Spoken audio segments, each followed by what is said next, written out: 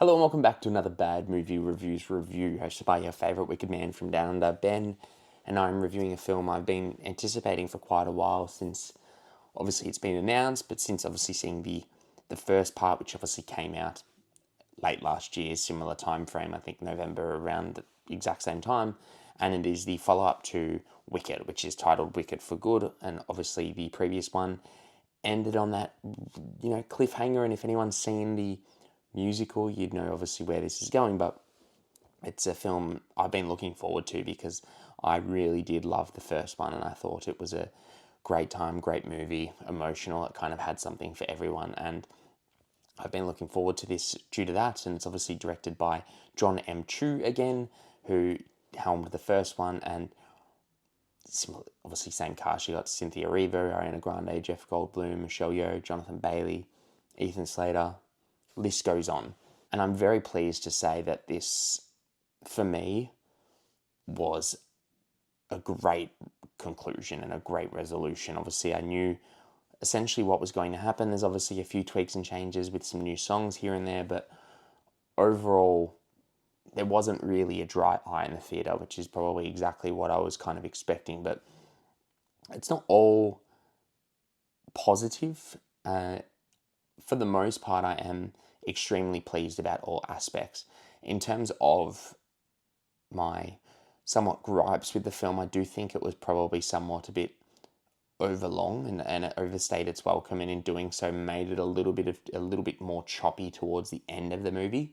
But overall, the actual pathway there and the journey we go on these characters, it still kind of didn't really take away anything, in my opinion. It just kind of felt, oh, okay, we're still kind of, going through the motions here. But obviously, it is a film that's also trying to connect with Wizard of Oz, and I feel like it was somewhat, not necessarily held back, but it was restricted by doing so, which obviously there's the connections which you all know, but certain changes towards the end of the film and the actual plot itself did feel somewhat restricted by that connection. But overall, if you're wondering if this is a great resolution, great conclusion to the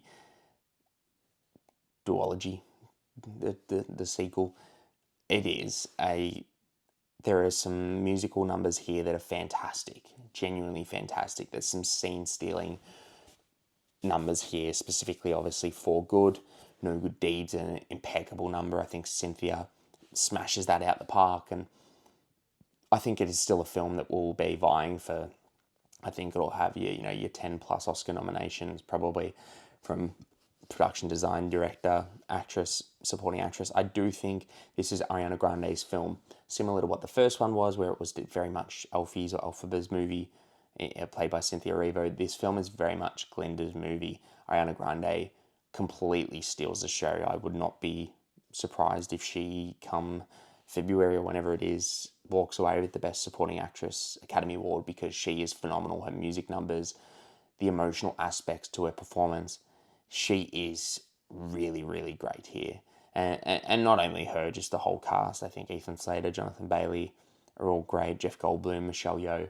That's probably something we've come to expect from those namestays, as they've been in the business for so long. But someone like Ariana Grande to come in and do what she did here is phenomenal. But overall, I think it's a film that I think obviously fans of the Broadway show will absolutely adore, because they're obviously knowing what they're going into.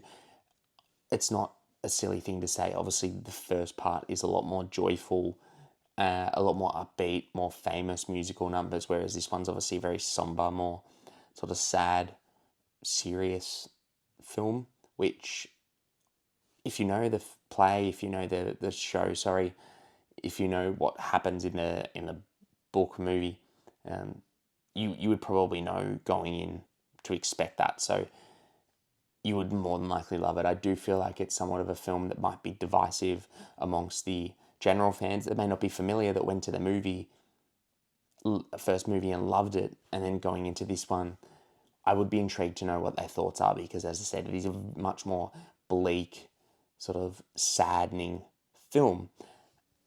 I think for the last 15 minutes, I didn't have a dry eye, and I feel like most people in the theatre would probably agree with me, but I think this is a great conclusion. I do think it's a little bit choppy here and there and somewhat overstays its welcome, but at the same time, I do struggle to think about what they could have pulled out. I didn't really hate the new songs. I didn't find them that they added a huge amount, but overall, I do struggle to see what they could have taken out. So it's a bit of a mixed grain there, but realistically, I think it's really up there with the first one in terms of performances and the direction. It really obviously shines here by John M. Chu as well, but I can't really recommend this film enough. If you like the first one, you're more than likely going to love it as expected. But if you have seen it, comment below, let me know what you think below. If you like the review, give us a like, follow us more, and we'll catch you next time.